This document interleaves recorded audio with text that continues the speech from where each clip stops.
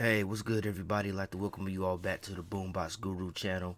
I'm your host, LB. So today I got an album review for you all today, but this one is going to be a little bit different because I don't have a physical copy of this particular album yet. Hopefully, maybe sometime in the near future, some hard copies will be available for me to purchase. But until then, we're just going to do it this way. Hope you guys checked out the cover art on the thumbnail that I created for this video. But today's album that we're going to be reviewing is the new album from Joe Fresco called MAPA 2, Make America Player Again Volume 2. Joe Fresco, he's a rap artist from San Jose, California, the Bay Area. My introduction into him was actually last year in 2023 when he did a collaboration album with Black C, RBO Posse, called Ruthless. If you all remember, I actually did an album review on that particular release, man. It was one of my favorite hip hop albums of 2023. So I won't go too in depth about that, but definitely go check out that review on my channel whenever you get a chance if you haven't seen it yet. But Joe Fresco, man, he's actually been around for quite some time, making waves in the Bay Area hip hop scene. But and I hope I'm correct in saying this, but I think with him linking up with Black C and putting out that Ruthless album back in 2023, I think that really kind of raised his profile a bit more, especially within the Bay Area hip hop scene.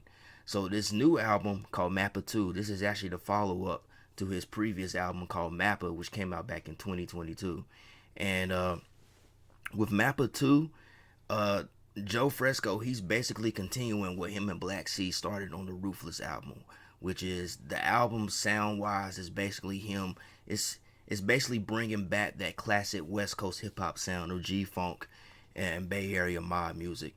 Honestly, I would say that MAPA 2 leans a lot more into the G Funk sound. There's a few songs on there that really harken back to that 90s Bay Area mob sound, but for the most part, a lot of this a lot of the music sonically sounds like it's inspired by LA G funk. You know, a lot of funky, bouncy beats, a lot of smooth, cool melodies, catchy choruses, gangster rap subject matter, as well as, like hood stories and so forth.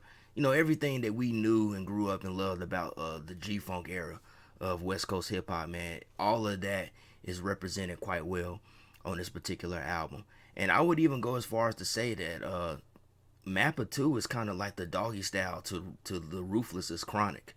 If you catch my drift, man, with that, because like Ruthless was like the beginning of this resurgence of this G Funk sound, in my opinion. And this new album, MAPA 2, is really just an extension of what him and Black C did on that particular record, man. But MAPA 2 is actually a double set. It's actually a double album. Even though there's no physical copies in there, it's actually a double set album. So there's like 24 tracks in all. And what I decided to do, because there's so many tracks, I didn't want to go through every track one by one, because this would have been like a 2 hour album review.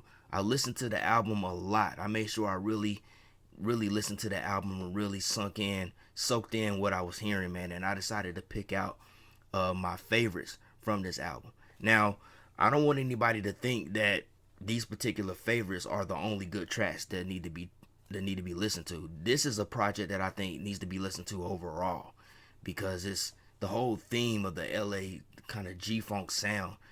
I mean, it's really an ode to that classic 90s West Coast sound, and it's also an ode to funk music in general as well, man. But there's all kinds of like Easter eggs that you will find in the different songs. Like there's like a certain bass line, whether there's a certain piano key or synth that really pays tribute to classic songs of that era that we all know and love.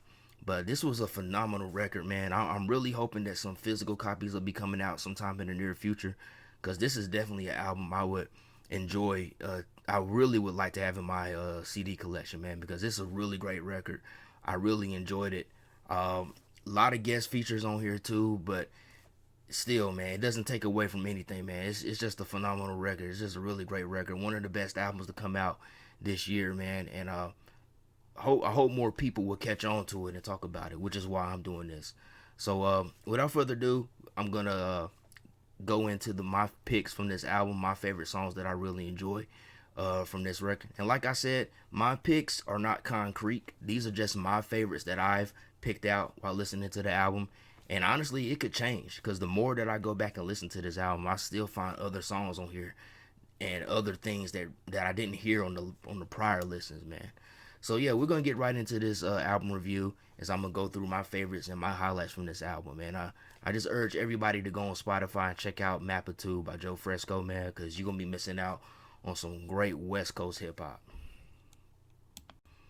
All right, so the first song, Just Another Day.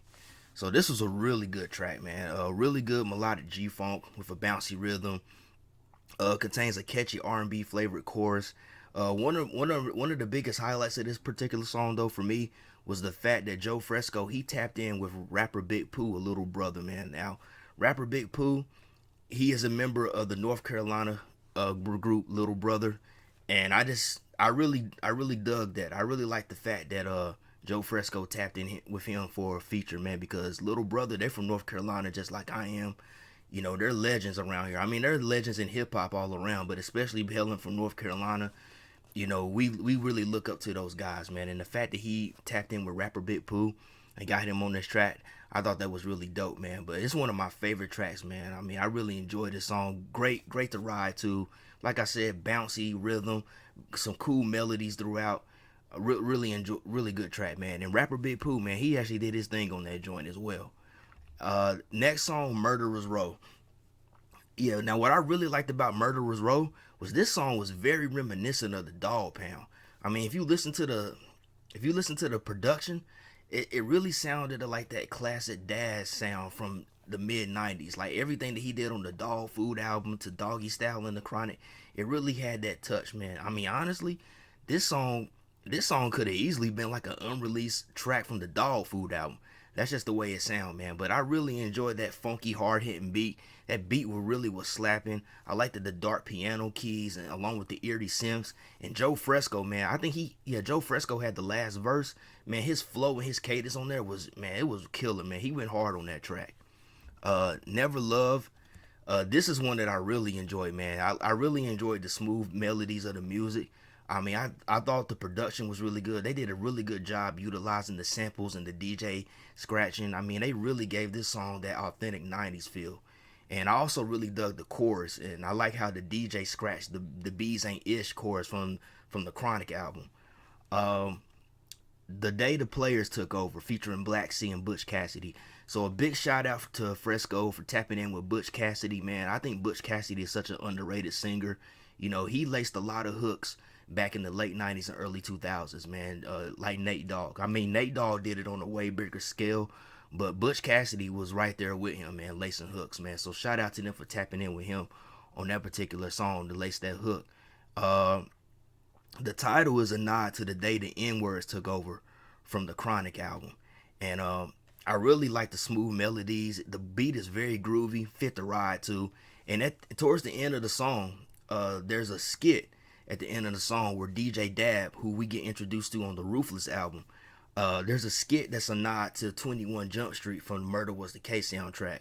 Like if you know anything about that song, at the end of that song, 21 Jump Street, DJ Easy Dick, he takes in callers, and he have all these interesting callers that are coming in talking about how much they enjoy the song, and that's the same thing that this skit does on this particular song. It's kind of different, man, because it's only one particular caller, but I won't go into details because I don't want to ruin for anybody that hasn't listened to the album. But that skit at the end is pretty hilarious, man, and I thought it was a nice ode to that Murder Was the Case soundtrack. Conjunction Function. I really dug the bounce to this beat. Like the bounce to this beat is perfect for people that low ride. And this song right here, this entire song, it really represents that LA culture of low riders and gangsters and gangbanging, man. It just has that whole vibe to it. I really dug that track as well. Now If, featuring CW the Third and Jet Setter J. So this is another song that really reminds me a lot of Daz's production style from the 90s. I mean, again, this was another song that I felt like could have been something that was an unreleased track that didn't make it onto the Dog Food album. It really had that Dog Food kind of vibe to it. Everything from the beat to the keys, it just really kind of reminded me a lot of Daz's classic style from back in the day. And I really liked the subject matter on this song too, man, because the subject matter is them discussing what would you do if you found out that your girl was messing with somebody else. They like ask that question, how would you handle that situation? But at the same time, each one of them, they like give you advice and game on the best way to handle a situation like that. So next track, Back and Forth, featuring Cuddy Dre.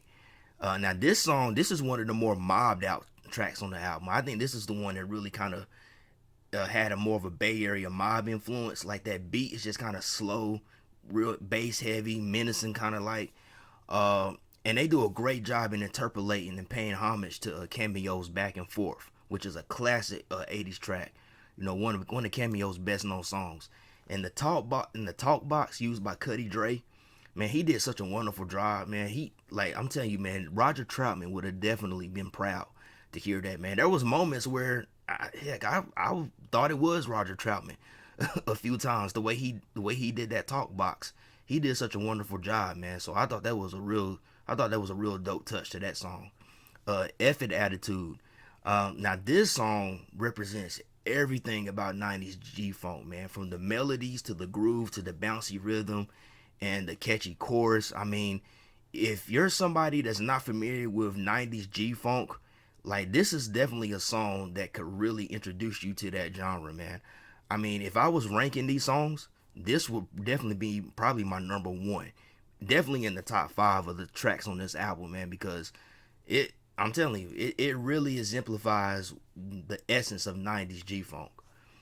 All right, so The Real Is Back, featuring Teak Underdo. Hope I pronounced that right. This was like one of the smoother tracks that leans more towards R&B. You know, if you know anything about 90s G-Funk, you know, there was a lot of melody. There's a lot of melody that's utilized in that sound, which in a lot of ways you can compare it a lot to R&B. You know, a lot of people say Dr. Dre was an R&B producer who just got into hip hop. But yeah, this track is really smooth, man, and really it really leans in that direction. Player Mode, featuring Black C. Yeah, this is one of my favorites. This is one of my favorites. Again, I would say that this one is definitely influenced by the Bay Area mob sound. I really like the way they flipped that Computer Love beat. The way they flipped that beat, that was amazing. And I also dug how Joe Fresco, I really like how he paid homage to Hitman or RBL during certain parts of the chorus. Like if you know anything about Hitman's album Solo Creep, there's a song on there that was a real popular song off that album called G's and Jiggies. So if you know, you know. So whenever you hear that chorus part that Joe Fresco comes with, you'll know exactly what I'm talking about. But also some real good melodies throughout, very smooth track to ride to, or even if you kicking it with your lady or something like that, it's the perfect soundtrack for any type of those experiences, man. Let's see. And Heartbreak Hotel, featuring Czar Nicholas and Cuddy Dre. Now this song musically, they interpolate the Jacksons song of the same name called Heartbreak Hotel, aka This Place Hotel, which was off the Triumph album back in 1980. That's probably one of my favorite albums by the Jacksons. Both artists tell cautionary stories of wrong choices and how it affects families, man. I don't want to give away the subject matter, but I definitely urge everybody to check out that song, man, because they get kind of deep on that, man, with the stories that each one tells. You know, it just really tells how making the wrong decisions how it affects your life and everybody around you, as well as how it can, I guess, what generational curses, how it can affect your family, how it can be passed down from generation to generation as well. Czar Nicholas, like his particular verse, I mean, I liked that Joe's verse too, but his verse, what I really liked about him, what stood out to me was when he got on the track, his cadence and his delivery, it reminded me a lot of Too Short. It reminded me of like Life is Too Short, Short Dogs in the House era, Short Dog music. That's what it reminded me of. You know how Short used to always make these socially conscious songs that were trying to teach people and give people advice. That's what he reminded me of. He reminded me of that particular era of Too Short. But it's definitely one of my favorites on this album. And so lastly, on here, this is an honorable mention, but this honorable mention, man, it could have easily been one of my picks, but I decided to put it as an honorable mention because it's actually more of an intro. But the 408.1 MAPA intro, featuring So Vicious and Black C.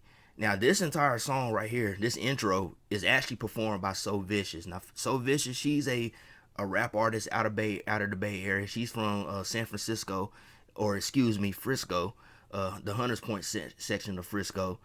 And she I think she's been making music for quite some time, but I've only just recently started hearing about her. Like I've heard Black C mention her name a few times, and uh I think her and Black C are kind of under the same management, because they seem to be at the same events a lot of times when I see them on Instagram and so forth.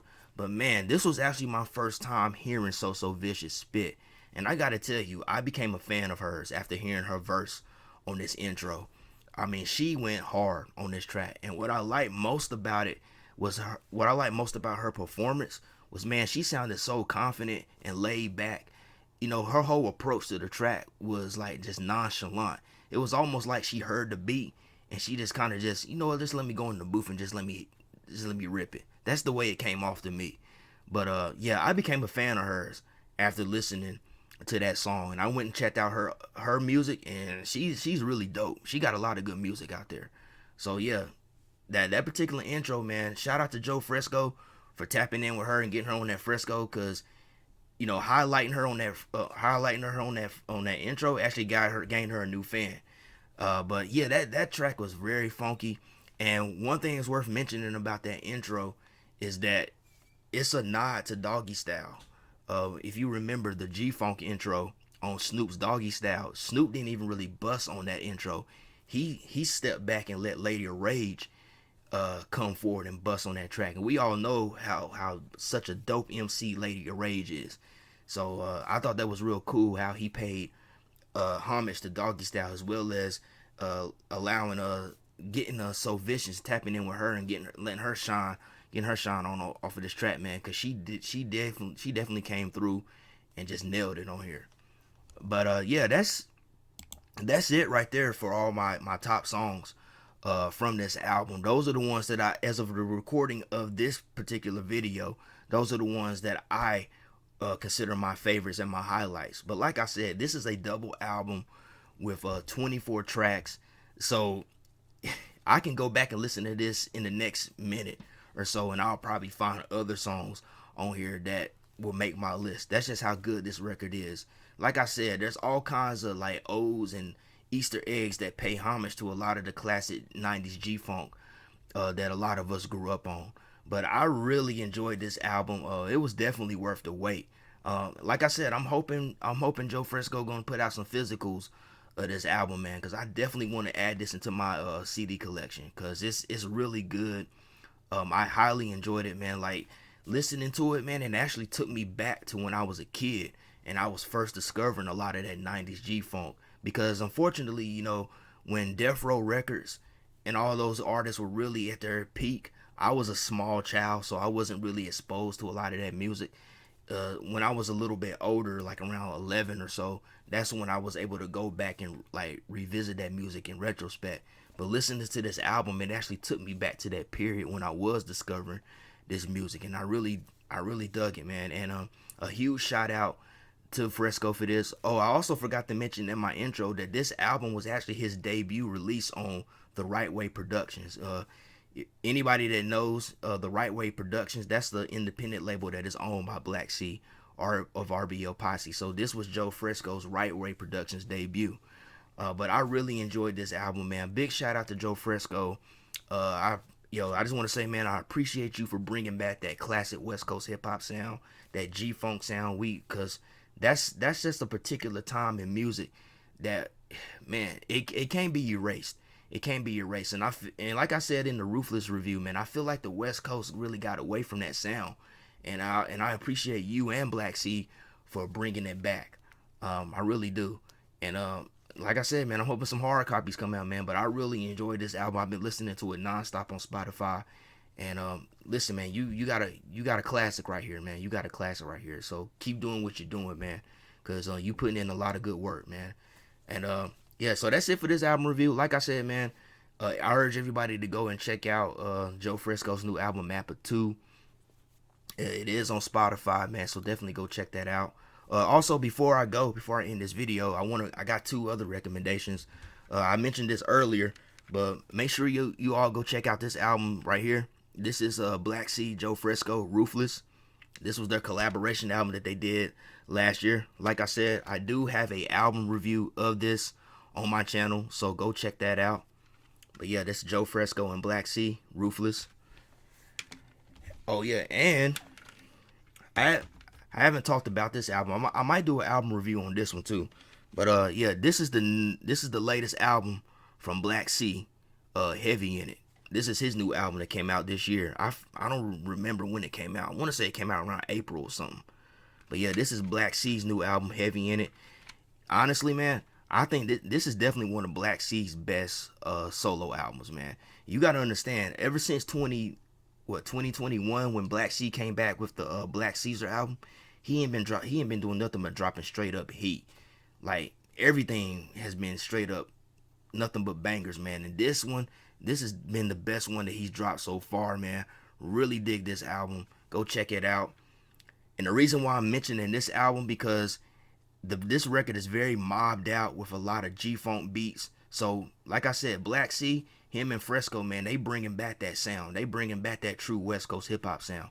And this is one of the latest albums right here that's done a phenomenal job at resurrecting that G-Funk and mob music sound. So definitely go check this out as well.